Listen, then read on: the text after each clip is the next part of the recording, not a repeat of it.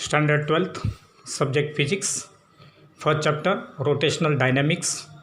From this chapter, let us see what is sphere of death. So, in case of sphere of death, a two-wheeler rider rounds in a hollow sphere in circus. So, starting with small horizontal circles, they perform revolutions along vertical circles. The dynamics of this vertical circular motion is same as that of the point mass tied to the string, except that the force due to tension is replaced by the normal reaction force N. So in this case, linear speed is more for the larger circles and angular speed is more for smaller circles. Now let us see the next point, that is the vehicle at the top of a convex overbridge. So if any vehicle is traveling along the surface of this convex overbridge, so this is the bridge which is convex in shape with radius equal to r and center as C. So this vehicle, when it is traveling along this overbridge and when it is at the top, at that time it will be acted upon by two forces, that is mg and n.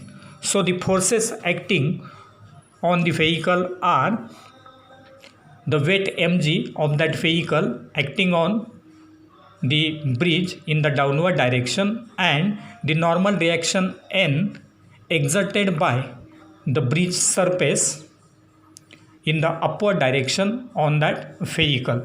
And therefore when that vehicle is traveling along that overbridge, at that time the resultant of these two forces will provide necessary centripetal force for the circular motion of the vehicle if that vehicle is at uppermost position, that is at the top of the vehicle. So if you consider these two forces, that is normal reaction in the upward direction and the weight of the vehicle in the downward direction, the resultant of these two forces will provide necessary centripetal force for the circular motion of that vehicle on that overbridge. Now if v is the speed of that vehicle at the uppermost position, then mg minus n, as mg is larger as compared with n, therefore mg minus n will be equal to mv square upon r, or the normal reaction n will be equal to mg minus mv square upon r. So in this case the normal reaction is mg minus mv square upon r. That means when that vehicle is traveling along the surface of that convex overbridge, the normal reaction will get decreased. Now the upper speed limit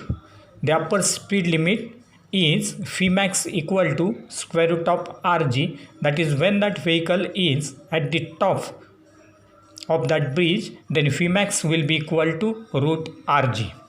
Now the second case we will consider, that is vehicle moving along a concave suspension bridge.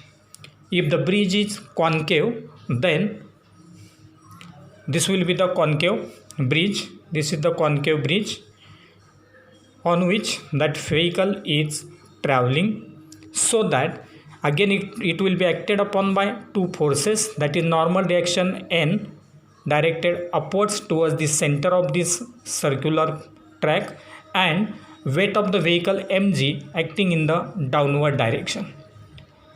Again this bridge is having its radius is equal to r and center as C. So when this vehicle is moving along this concave bridge, at that time the resultant of these two forces N and mg will again provide the necessary centripetal force for the circular motion of this vehicle. And therefore if again v is the speed of the vehicle at the bottom of the suspension bridge, then we can write n minus mg. Here n is greater than mg, therefore n minus mg equal to mv square upon r, and therefore we can write n equal to mv square upon r plus mg. From this relation it is clear that when that vehicle is moving along the surface of concave suspension bridge, the normal reaction will get increase.